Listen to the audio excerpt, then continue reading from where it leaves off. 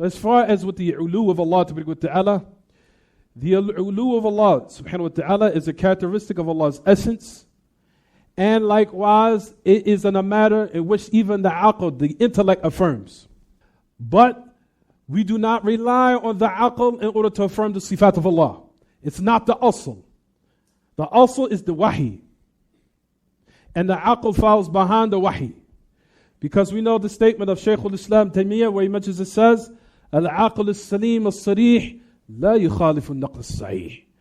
He said in that tremendous statement which is in Darat Ta'arud al-aql al-naql, in that tremendous treatise in which Ibn al-Qayyim mentions it said about it in his poetry, where he says, Iqra il-aql wal-naql alladhi laysa lahu nadhirun thani. What he said in this tremendous poetry describing the treatise of Shaykh al-Islam.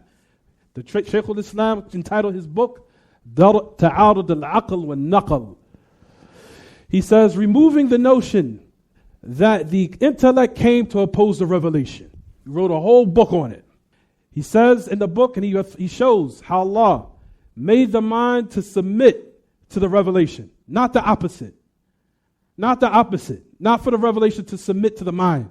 That's what happened when the people started making the revelation submit to their minds. That's when they went astray. And that's when they deviated. However, the minds of the people came in order to submit to the revelation and submit to it and bow down to it. And to let their minds and let the wahi be the guide of their minds. That the aql was only given to human beings in order to understand. For them to know that it's cold today, it's hot today, that fire is hot, this is cold, this will harm you, this will hurt you, this will benefit you. That's what the mind was made for. But it wasn't made now to oppose the revelation of the haqq that Allah Ta'ala sent down. It wasn't made for that. It was made to submit to it. That's why Shaykh al-Islam said in his tremendous statement, Darat Ta'arud al-aql wal-naql, he said, Al-aql al-salim al-sarih la yukhalif al-naql al-sahih. He says that a clear, untainted, untampered with mind does not oppose the revelation in the different narrations. You understand? He says, Al-aql al-salim al-sarih. He says he says that the untampered with, clear mind has not been tampered with, influenced by the nonsense of this world, of the philosophy and logic and all those other pathetic things. For a mind that's sarih, salim, sarih, does not oppose the naql sahih. It will not oppose the authentic narrations in the revelation.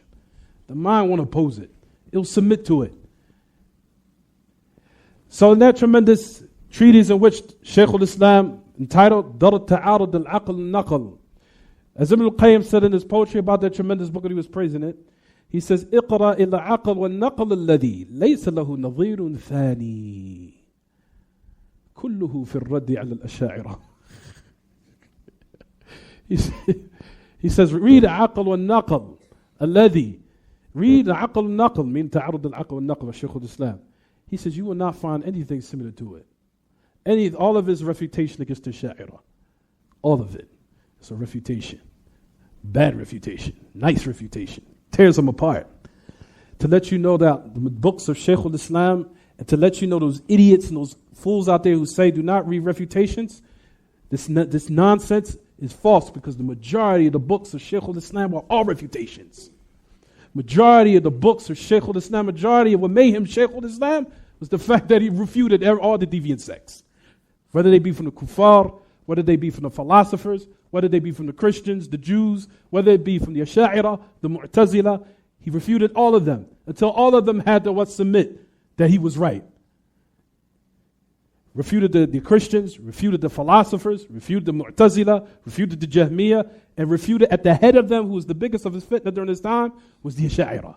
The Asha'ira was the biggest fitna of his time, which we're going to talk about right now.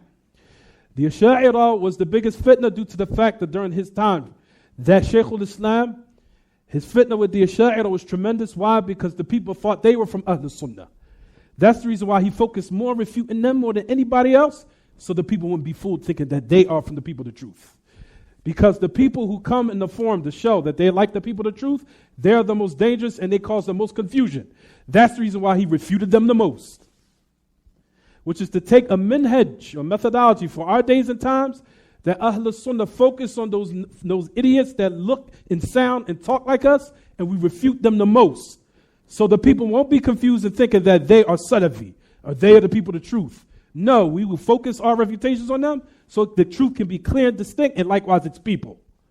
We are not from you, and they are not from us. Even though they may look like us, grow beards like us, wear thobes like us, talk like us, quote hadith like us, they are the most dangerous, and that's the reason why Shaykh al-Islam took this minhaj of what? Focus on the Asha'ira so much, due to the fact, because the people will not think, or they will not fall into being beguiled and misled, that what? They are the people of the truth.